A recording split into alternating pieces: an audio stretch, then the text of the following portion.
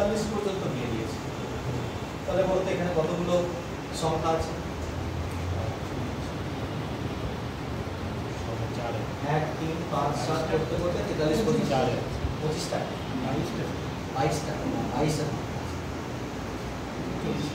এই যে গন্ডগোল হয়ে যাচ্ছে, কেউ বলছে 25, কেউ বলছে 22। এবার তার সলিউশন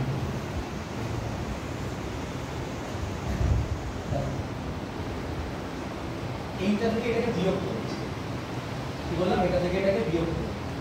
বিয়োগ কত আসছে? 42। তাকে এখানে গ্যাপগুলো কত করে আছে বলো তো? 2 তাহলে 2 দিয়ে ভাগ করতে হবে। কত আসছে? 21 প্লাস 22 আছে। তাহলে স্টেপগুলো কি কি বললাম আমি? এটা থেকে এটা কি করবে? বিয়োগ করবে। বিয়োগ করাটাকে কত দিয়ে ভাগ করবে? 2 দিয়ে। 2টা কোথা থেকে পেলাম? এই গ্যাপগুলো সব 2 এর আছে, 2 দিয়ে ভাগ। তারপর যেটা বেরোবে তার সঙ্গে কি যোগ করব? 1 যোগ করব। কোন আরেকটা দেখি। ধরো 3 এর পর নিলাম হচ্ছে 7। কত গ্যাপ দিলাম? 4 গ্যাপ দিলাম। আবার 4 গ্যাপ দিয়ে 11, আবার 4 গ্যাপ দিয়ে 15, আবার 4 গ্যাপ দিলাম। কত আসছে? 19। এই করতে করতে আমি চলো লিখলাম হচ্ছে 59 পর্যন্ত। তাহলে বলতে পারবে এখানে কতগুলো সংখ্যা লেখা আছে?